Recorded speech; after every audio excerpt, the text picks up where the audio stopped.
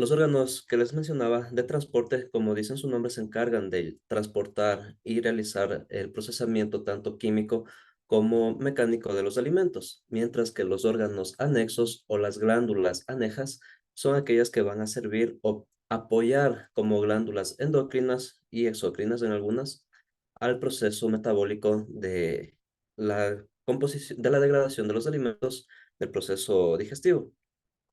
Los órganos principales que se van a encontrar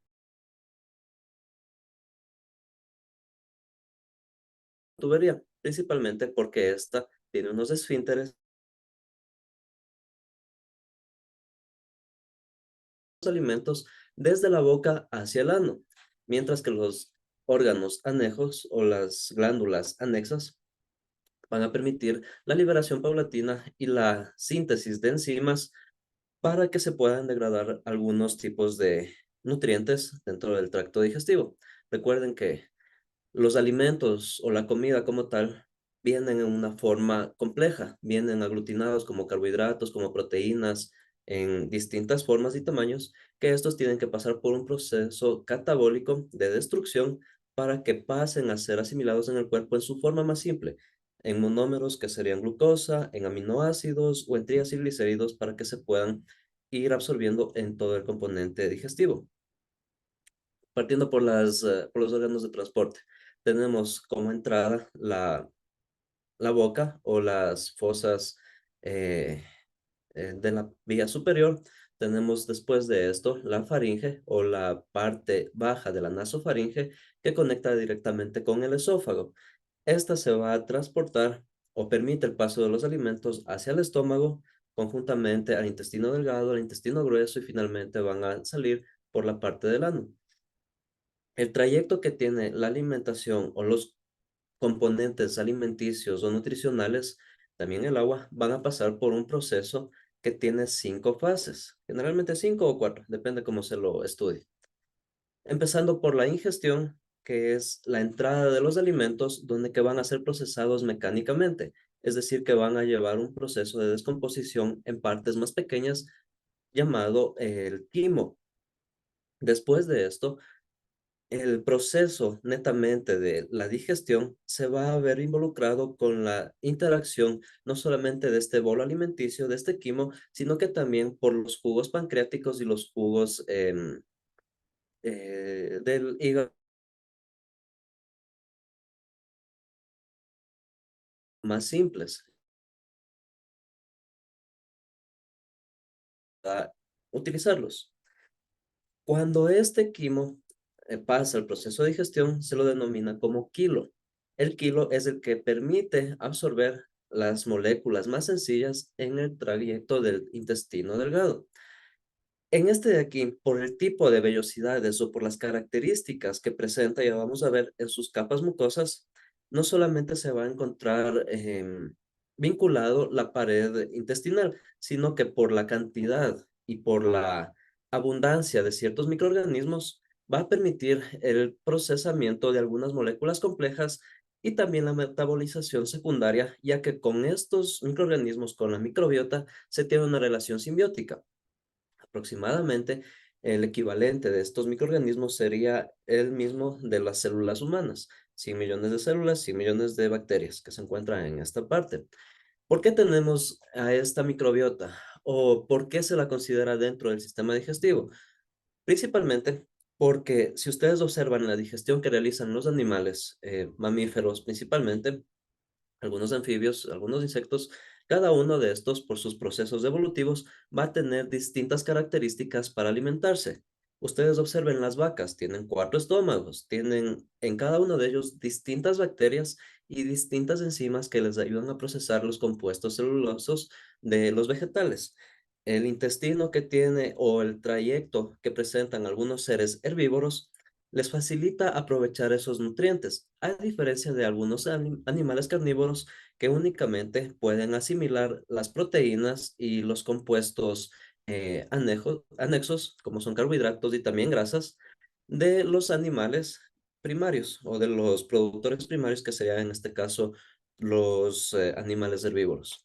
En el ser humano, por procesos asimismo de selección natural y por procesos de mutaciones varias que se presentaron, podemos absorber hasta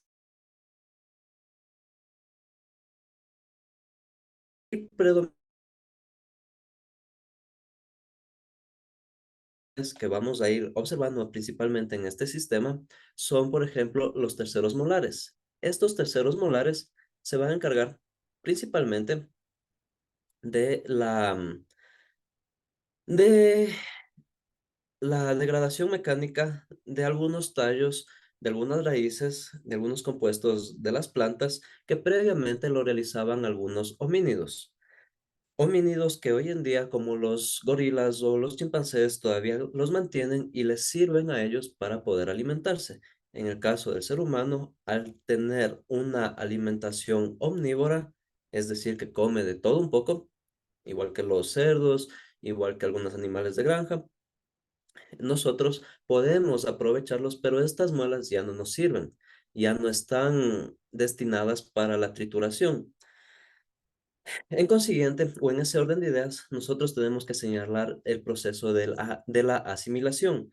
Cuando vamos a asimilar los componentes energéticos, recuerden que las biomoléculas, carbohidratos, lípidos y proteínas van a tener un aporte calórico.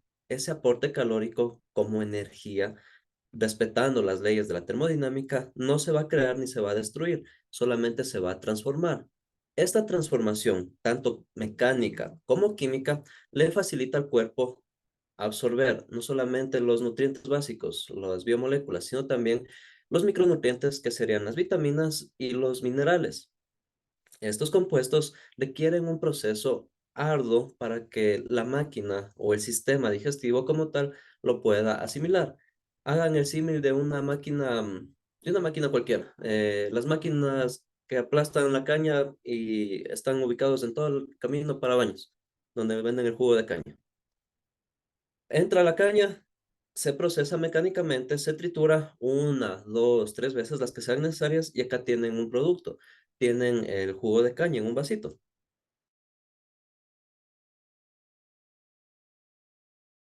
Es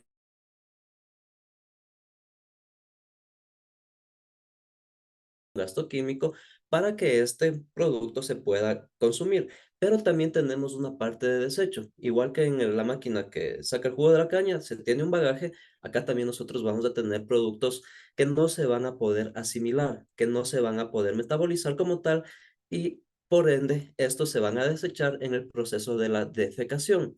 Estas sustancias no absorbidas generalmente son aquellas que por una falta de la microbiota, por una falta de enzimas, de hormonas, por procesos mismos de la digestión, al no ser bien triturados, o simplemente por la permeabilidad, no van a poder ingresar en nuestro trayecto o en nuestro tránsito intestinal que lo asimile, sino que va a ser eliminado mediante la defecación, que principalmente va a tener agua y compuestos sólidos o compuestos filtrados de todos los sistemas y de todos los aparatos que conjuntamente con el bilis van a tener una coloración y ya les vamos a ir explicando un poco más de esto. En estas 5 fases, en estas 5 etapas que generalmente ustedes van a poder observar, desde el proceso de ingreso de los alimentos, vamos a segmentar para este sistema en dos partes, principalmente la parte anatómica, la parte estructural como tal y la parte fisiológica, porque inherentemente estas dos siempre van a estar ligadas, ya que vamos a tener órganos especializados que van a poder secretar ciertas sustancias y órganos que se van a dedicar únicamente a la comunicación o al transporte de sustancias endocrinas y exócrinas. Ya vamos a ver por qué se las conoce como glándulas, pero principalmente estas son las etapas de la digestión. Y como tal, vamos a seguir ese orden para estudiar la parte anatómica. Empezando por la cavidad bucal, donde nosotros vamos a tener principalmente una denominación en el proceso de digestión, ya que este es el primer esfínter, esta es la primera apertura que puede tener el trayecto o el tramo digestivo. La primera sección de esta tubería va a tener cuatro paredes, principalmente la pared superior o la pared externa, que serían los labios, la pared lateral, que son las mejillas, la pared superior que son los paladares bajo los palatinos y la pared inferior, donde va a albergarse el músculo de la lengua. Comencemos por la parte externa.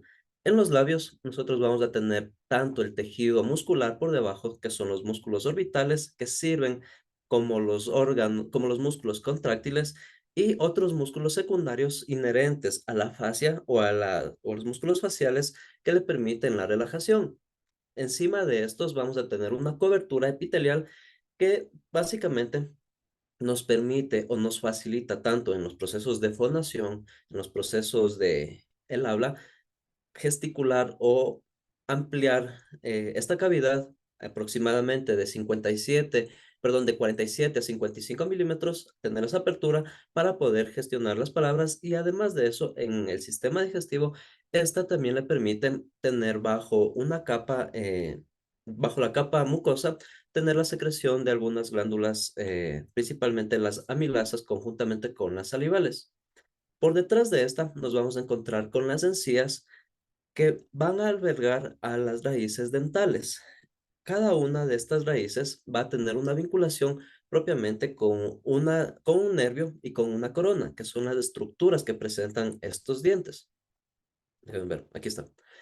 En la parte dental no vamos a profundizar, simplemente mencionar que cada uno de estos va a tener características propias como los incisivos que sirven para cortar, los caninos para rasgar, los premolares y molares para triturar. Son el orden mecánico que tienen estos dientes. Además de esto, van a presentar una pulpa o una pulpa dentaria, una base de núcleo en la cual se va a colocar por encima de este la corona conjuntamente con el esmalte, lo que le da la blancura a los dientes. Y en este de aquí, en la pulpa y en la corona, es donde se va a fijar principalmente el calcio. ¿En qué forma? Carbonato de calcio y silicato. Para de contar, a diferencia de los huesos, que tenemos otras conformaciones más. Estos dientes no son fijos hasta la edad de la infancia temprana. Ustedes recordarán los dientes de leche, los que apenas se van a formar cuando pasan en los procesos de lactancia a la masticación y hasta los 7, 8 años. Estos van a ser aproximadamente 20 piezas que no son definitivas. Estas generalmente van a ser reemplazadas que a partir de los 7 años en adelante, hasta los 11, 12 años aproximadamente, van a tener que ser reemplazados por los dientes permanentes o los dientes fijos. Aquí principalmente los terceros molares, los que se encuentran por detrás de los segundos y comienzan a emerger a partir de los 18 o 20 años aproximadamente, son una parte de especial cuidado para los cirujanos maxilofaciales, unos especialistas de la odontología que pueden retirarlos porque estos pueden causar molestias no solamente en desviar la secuencia de los dientes, en desviar el orden que estos presentan, sino también porque al alterar ese orden pueden cambiar el tipo de masticación y el tipo de orden que van a presentar para la protracción y la retracción mandibular. Entonces afectan eso, además de que porque dentro de la raíz tienen un nervio, una vena y una arteria, pueden obstruirlas, pueden bloquearlas causando dolor, pueden causar otras enfermedades secundarias, migraña, etcétera, pero estas de aquí generalmente se las extrae. Este órgano vestigial está presente en los seres humanos hasta esas edades. Si es que no les ha salido, es porque no se calcificó o porque ya son seres evolucionados en donde que se queda únicamente como una pulpa dentaria y tiene una raíz, pero es mínima esa raíz. Entre estos órganos, tanto en las encías como en los dientes, nos vamos a encontrar con la lengua.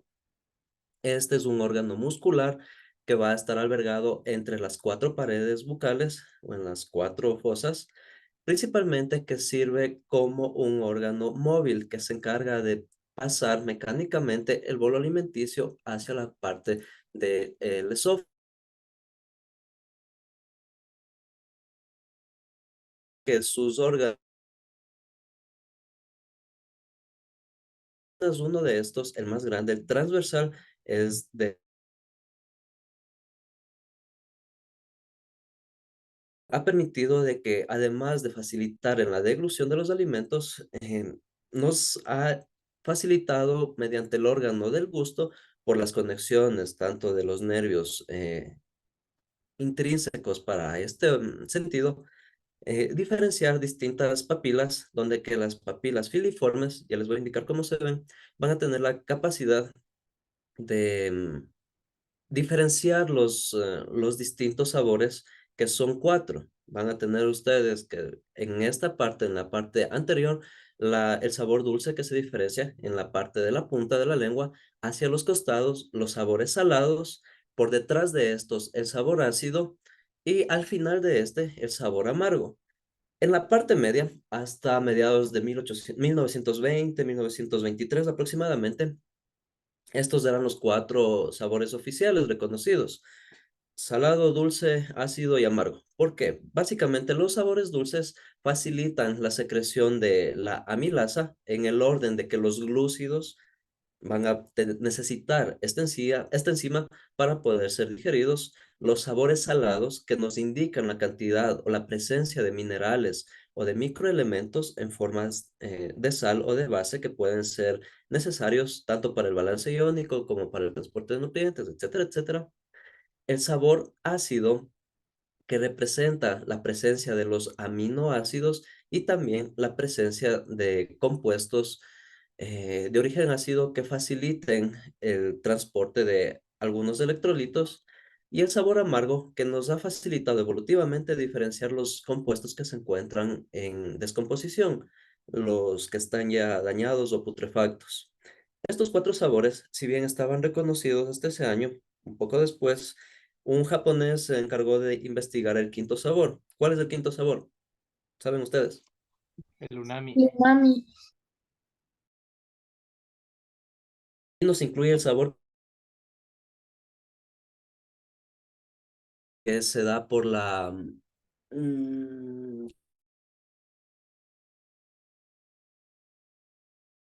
señal de sabor, sino al contrario, afecta al nervio como una sensación de dolor o de ardor o de quemazón. Es una punzación que recibe el nervio como tal, no las pupilas. El sabor umami se ubica entre estos cuatro. Em, Originariamente se lo investigó en unas algas, en unos hongos de shiitake y en un pescado deshidratado, que se obtuvieron ahí básicamente las tres moléculas que representan, pero es una trampa, digamos, del sistema llamarlo umami, porque no todos tienen esa molécula, que es el glutamato monosódico. Esta es la que potencializa los sabores de todos los alimentos. Las personas que cocinen y que sepan manejar este sabor pueden conquistar cualquier paladar, y no es difícil conseguirlo en la industria. A partir de 1920, en 1923, cuando se describió este glutamato monosódico, la industria se encargó de añadirlo a un montón de alimentos ultraprocesados: papas fritas, cachitos, pastelería, todo, todo, todo, em, para que sea mejor aceptado, digámoslo, dentro de la alimentación. El glutamato monosódico, por ejemplo, lo encuentran hoy en día en funditas chiquitas en el Ajinomoto. ¿Quiénes cocinan con Ajinomoto? ¿Han visto? sí he visto, Lisa. ¿Han visto? Chévere. Entonces, en el Chifa tienen por quintales de esa vaina. Por eso es tan bueno. ¿Qué más? El órgano del gusto, a las papilas, ya les indico.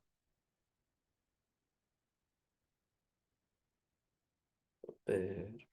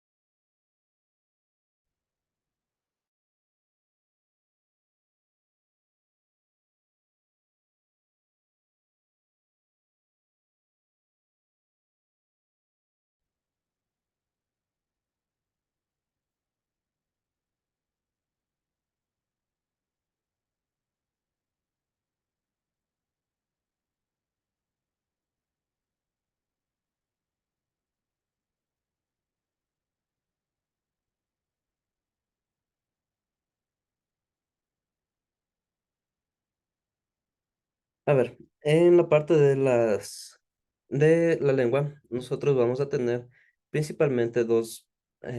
dos capas inferiores, que es la parte muscular, y también vamos a tener un revestimiento mucoso en la parte superior.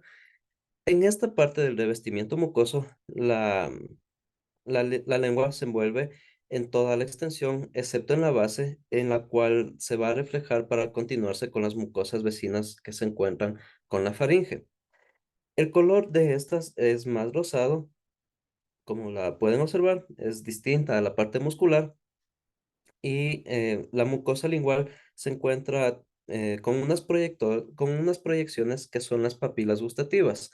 Estas de aquí, las papilas filiformes, que tienen un aspecto más áspero y característico de este sentido del gusto, son distintos receptores que aparecen concentrados en las zonas de cada uno de los sabores.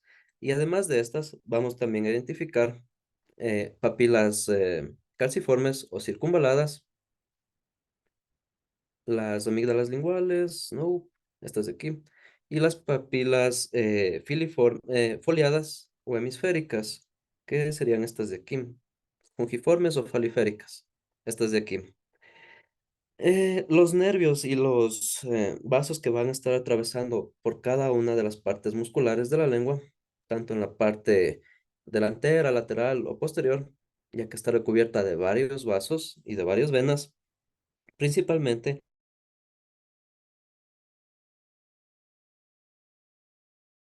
en esta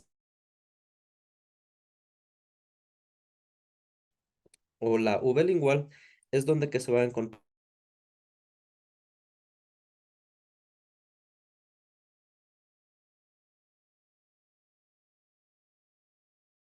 mucosa proveniente de la parte lingual, el glosofaringio y el faringio superior.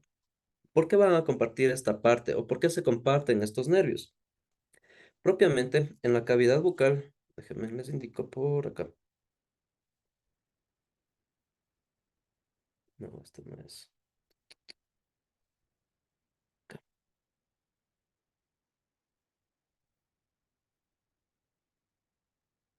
Si es que, si es que sale. Ya. Propiamente en la cavidad bucal, la orofaringe o en la parte posterior que nosotros tenemos bajo esta cavidad se van a presentar como una parte impar y de forma simétrica que se extiende desde la base del cráneo, desde la arriba de las tres regiones superiores o nasales, la parte media bucal y la parte inferior que sería la laringofaringe, con una longitud continuada aproximadamente de 13 centímetros de promedio y un ancho de 5 centímetros o 4 centímetros que puede reducirse hasta 2 en la porción laringea.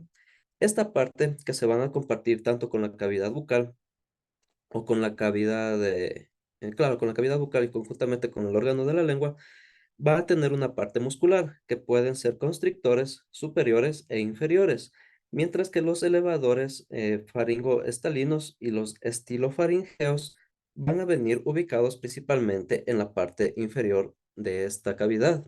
Van a compartirse estas dos musculaturas donde que se van a originar estos órganos. Además de eso, por delante de este órgano, déjenme les pongo aquí, se van ustedes a ubicar con la vulva. Este órgano que no tiene una forma definida, sino más bien, perdón, una forma asimétrica, sino más bien una forma más, más alargada,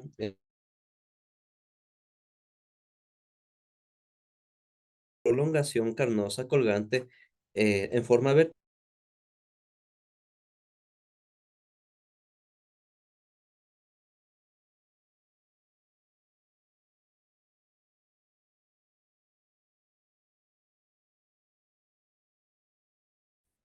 No voy a hacer zoom. Bueno, por detrás de la lengua se va a comunicar principalmente con los pilares anteriores que forman los relieves musculares de los glacioestafalinos, que serían estos de aquí, estos nervios de aquí, conectados principalmente con la fosa amigdalina para los procesos de la deglución o para los procesos también de la deglución inversa o para el vómito.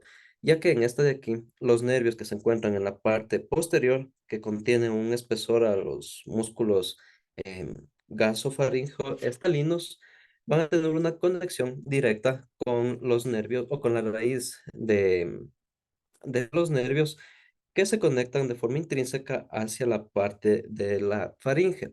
Comparten básicamente este mismo nodo o este mismo núcleo nervioso. Estos dos nervios de aquí van a estar conectados desde la faringe hasta la parte superior, posterior y la vulva que se encuentran aquí.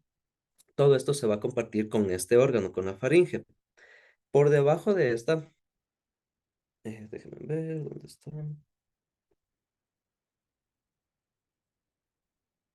Aquí, constrictores.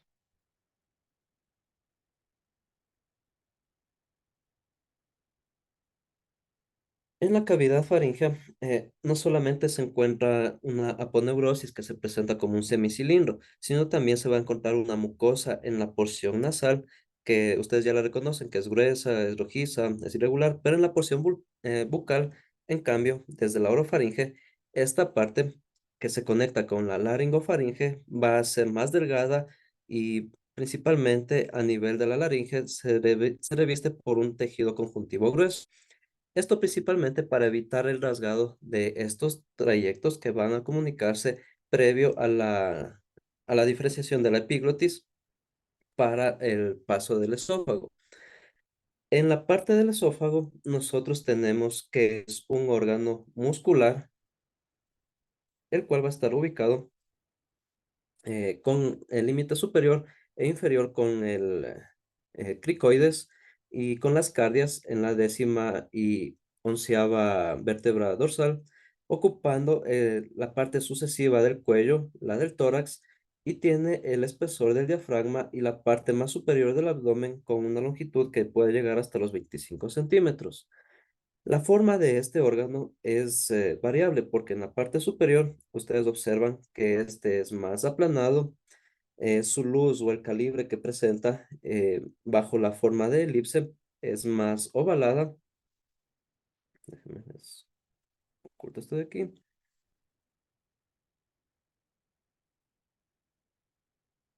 Aquí, en la parte superior, en el primer esfínter, es más ovalado, a diferencia que en la parte inferior puede ser más estrecha. Acá arriba puede medir de 5 a 12 milímetros de longitud en un estado de distensión que es más aplanado a nivel del corazón y en el nivel de las pleuras, que va a tener un estrechamiento normal en los aortobronquios y también en los diafragmáticos.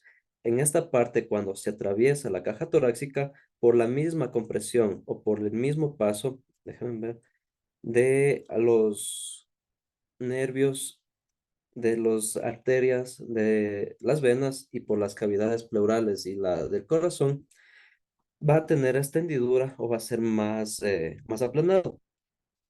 Este se va a estar contrayendo o relajando principalmente por la túnica muscular que comprenden fibras longitudinales o externas que conjuntamente con las internas o circulares van a procesar el bolo alimenticio para que pueda atravesar esta fase. Aquí los pausados o son prolongados dependiendo de la coordinación motora que vaya a venir impulsado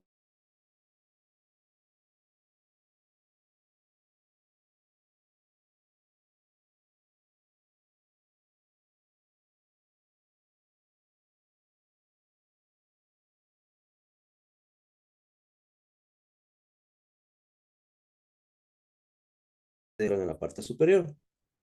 Y por dentro, cada una de estas va a tener una mucosa que es gruesa y resistente, constituida principalmente por tejido epitelial y por algunas glándulas mixtas que pueden estar ahí vinculadas conjuntamente con la deglución.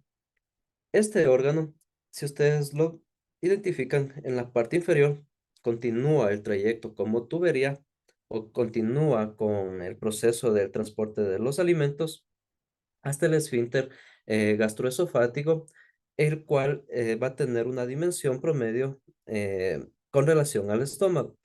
Para que pase de ahí hasta, hasta la porción del cardias, hasta la primera parte del estómago, nosotros vamos a tener un orificio superior que se denomina cardios o que lo conoce también como el fundus, correspondiente a la posición de la onceava vértebra dorsal y presenta en su interior un aspecto más radiado. Aquí es más circular, a diferencia de que en la parte inferior o en el estómago como tal va a ser más ovalado.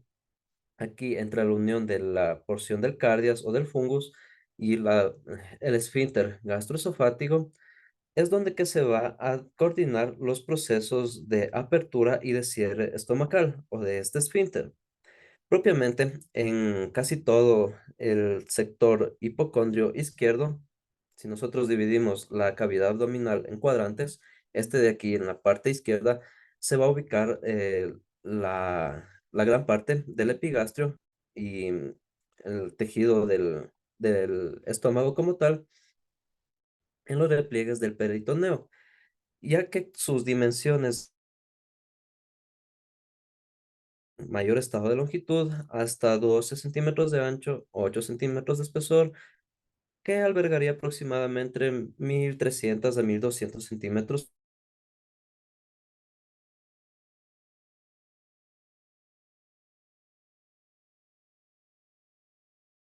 depender también del órgano, del género, de la edad, de la cantidad de mucosa también presente en los niños, es distinta a los adultos, puede ir variando el tamaño de este órgano. Si ustedes observan en la parte interna o la cara anterior, va a coordinar o va a estar colindando con la parte digestiva, perdón, con la parte muscular por detrás de esto. Déjenme les oculto, les desvanezco. Con la parte diafragmática que va a estar coordinando tanto los movimientos de expansión o de contracción torácica en la parte superior, por encima de aquí del estómago. Se va a encontrar ese músculo. No me están apareciendo los músculos. Ya salieron todos. Bueno, por encima de este va a estar ubicado el diafragma. Ya vamos a ver cómo se segmenta o cómo se divide. Peritoneo, los dientes, tubo digestivo. Vamos desde aquí. A ver, aquí en la parte de la cara posterior,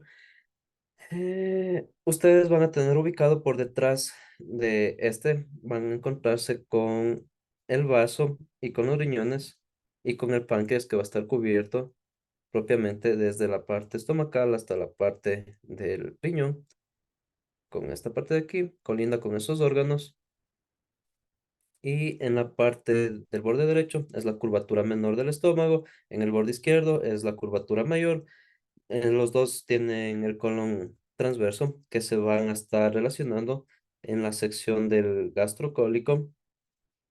¿Y qué más? ¿Qué más? ¿Qué más? ¿Cuáles son los límites? Ya está.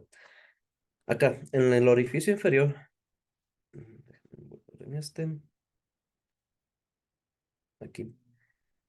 Y aquí, ¿por qué no está? Aquí solamente se conecta con el duodeno. En la parte del orificio inferior se lo conoce como píloro y va a tener una pequeña estrangulación que se va a conectar directamente con la primera parte del intestino delgado, que es el duodeno. Y en esta parte,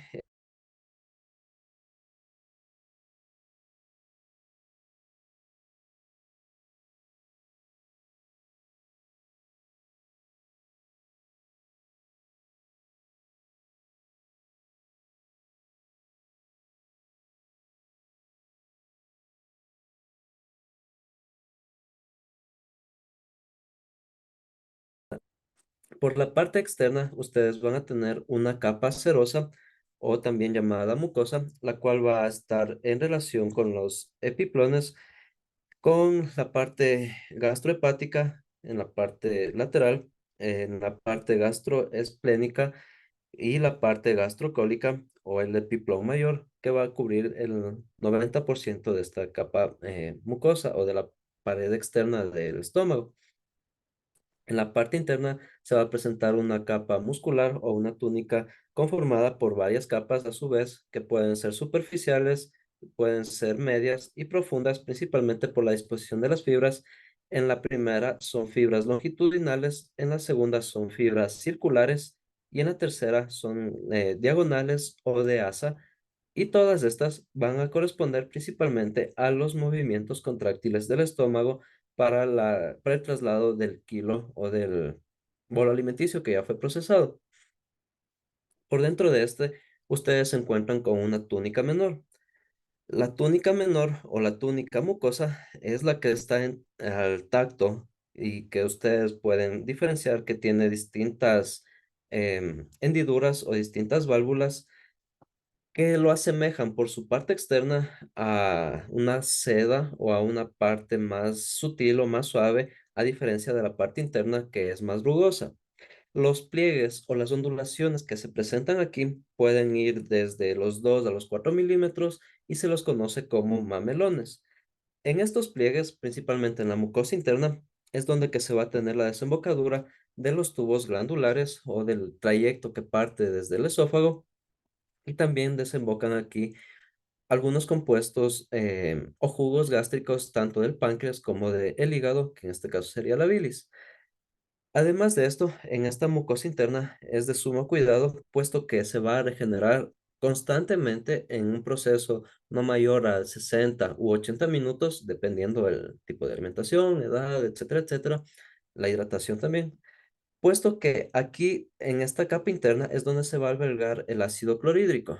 El ácido clorhídrico es uno de los 7 ácidos fuertes y que permite degradar químicamente en una primera instancia a los alimentos.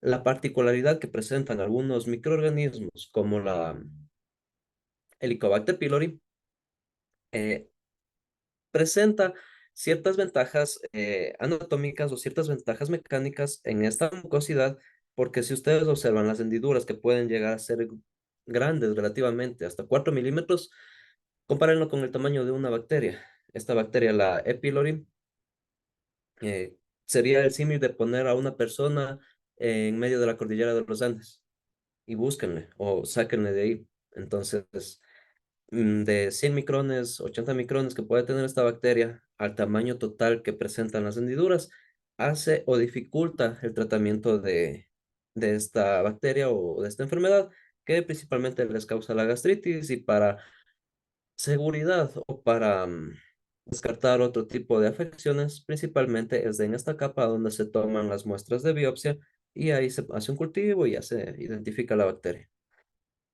Por delante de este, nosotros vamos a tener al intestino delgado.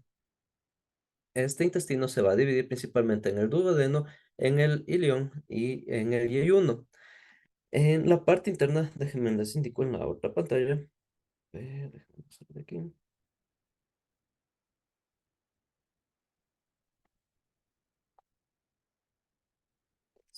Acá están. Esto es glándulas salivales, eso me salté. El esófago, el estómago. Aquí. El intestino delgado.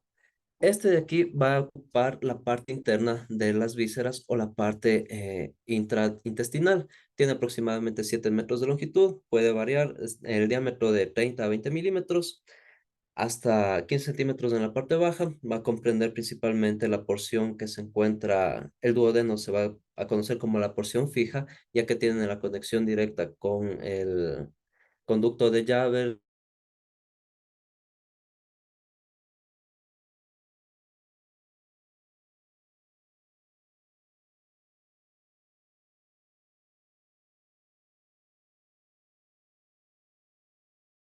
Que se encargan principalmente de la absorción secundaria y la asimilación de otros tipos de nutrientes. La parte del duodeno, si bien puede tener una relación con la pared anterior del abdomen, se encuentra fijo en su posición tanto por el peritoneo como por los conductos que se terminan en la parte de longitudinal promedio de 25 centímetros bajo esta, comenzando con el yeyuno y el ilion. En la primera porción En este de aquí es donde que más se va a tener la relación con los jugos gástricos, principalmente por la desviación del cuello y la vesícula que van de forma ascendente hasta poder entrar en contacto con la porción media y la porción terciaria, donde que van a estar los declives de la cabeza del páncreas, que se encuentra como una lengüita abajo, también secretándose principalmente hormonas, algunas mm, amilasas y algunas proteasas también secundarias que van a facilitar el proceso de la digestión. Si bien en la parte del estómago, ustedes en la capa interna van a tener el proceso netamente de la degradación química mediante el ácido clorhídrico, en la parte del intestino delgado, del duodeno, del yeyuno y del ilión, se va a liberar bicarbonato de calcio o carbonato cálcico también, para contrarrestar la parte ácida de la parte del estómago. Esa liberación del carbonato ácido, del bicarbonato de calcio o del carbonato, va a estar vinculado principalmente con las vellosidades intestinales y las glándulas intersticiales que se encuentran dentro de estas. ¿Por qué es importante esto? Principalmente porque si ustedes tienen un ácido fuerte, capaz de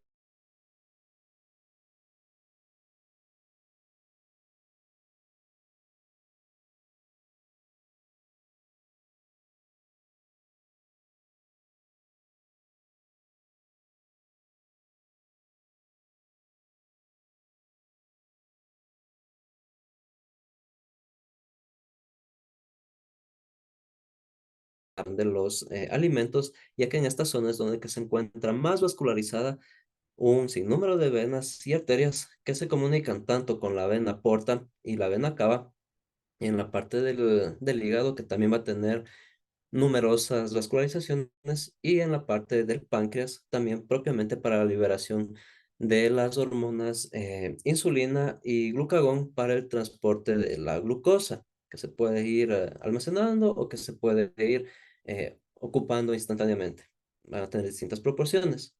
Además de esto, tiene tres túnicas o tiene tres capas: la capa serosa, una capa mucosa y una capa muscular. El tejido muscular de este corresponde principalmente a nervios o a nervios autónomos, los cuales van a estar movimientos peristáticos continuos que pueden durar, según la cantidad de alimentos, entre 6 a 4 horas aproximadamente para el transporte de los nutrientes. La forma en que estos van a estar distribuidos, ya no me alcanza para indicarles. Ok. Bueno, estos se van a estar distribuidos principalmente en tres segmentos. La primera, ya la conocen, es el duodeno.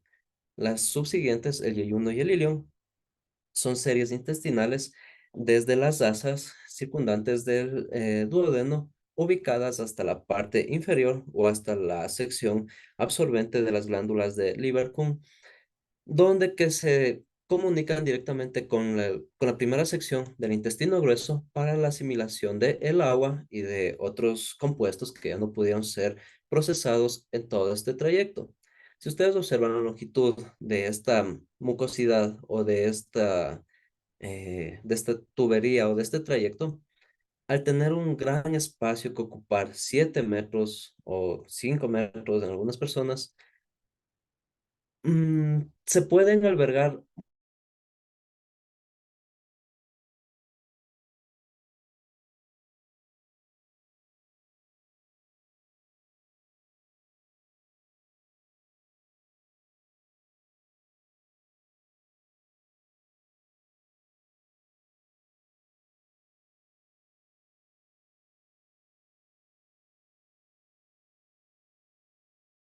bacterias que van a liberar lipasas y algunas proteasas, algunas celulasas también, para la degradación de aquellos compuestos que por las glándulas anexas que nosotros tenemos no se puedan digerir. Van a encargarse de la degradación de el ácido butírico, la degradación de cadenas de ácidos grasos medias y de cortas que se van a formar con el HDL, con el LDL también. Van a poder facilitar la metabolización de compuestos celulosos, producen metano, van a asimilar también algunos aminoácidos que no se pueden, como el triptófano, van a tener distintas funciones y es por eso que dentro de este intestino es sumamente importante mantener esta microbiota porque es propensa a invasiones, es propensa a tener varias infecciones de agentes patógenos, tanto bacterianos como parasitarios, una tenia, una ameba, cualquier cosa, puede albergarse dentro de estas vellosidades donde se ubica la microbiota.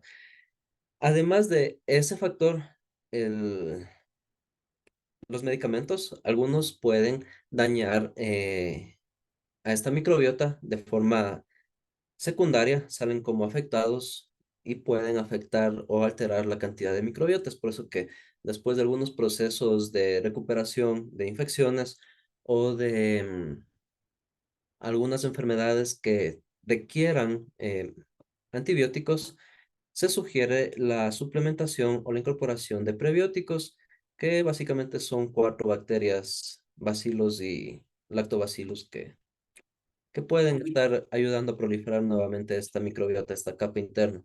Pero eso tengo que indicarles ya en la próxima clase, porque tengo que salir. Hasta esta parte, ¿alguna pregunta de lo que ya vimos en los primeros segmentos? El estómago, el esófago, que igual tiene... Licen, yo tengo una pregunta acerca de las capas del estómago. Ujú, Habían 4 capas, creo. sí, Ya, ahí tres había capas. una que era así sí, la de abajo, la que es más arrugada. No entendí muy bien por qué era así. En este de aquí, principalmente por el tejido epitelial que se presenta y por las hendiduras que pueden tener de 2 a 4 milímetros, es donde que se va a segregar el ácido gástrico. Las formas que se presentan en esta van a coordinarse con la función motora o con la función contráctil que tiene la capa muscular. En la capa muscular van a estar cuatro fibras distintas, unas transversas, unas lineales o circundantes y otras de forma diagonal, que van a facilitar el transporte de estos alimentos. La forma que se presenta en la mucosa interna o las arrugas o los pliegues es principalmente para que el ácido gástrico, conjuntamente con el quimo, puedan, puedan pasar de un flujo o de un fluido laminar a un fluido turbio.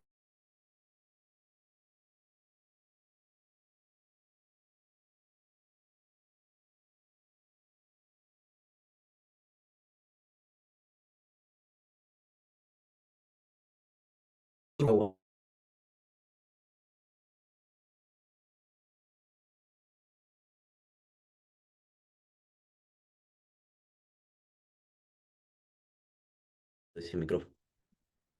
Creo que se me desconectó. A ver, les decía, no sé si ustedes conozcan en los canales de agua, en los canales de riego, hay una parte donde que se rompen las velocidades, un parteaguas o un canal partial. ¿Han visto un canal de riego de agua? Sí, hay unos segmentos donde que el agua se le disminuye la velocidad y se hace como una cascadita.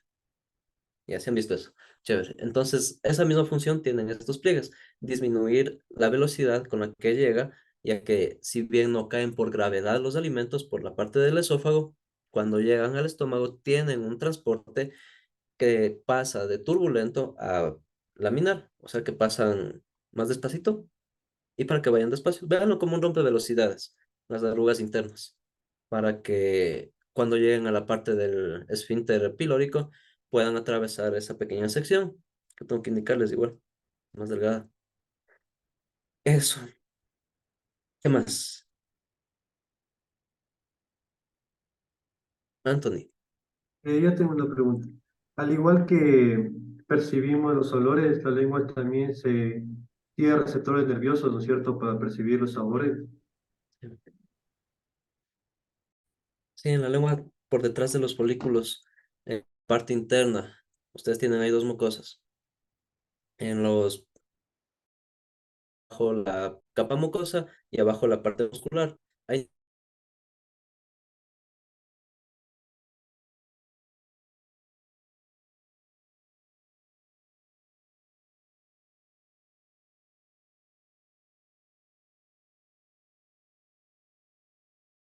les fue el sentido del gusto, por ejemplo, en la pandemia?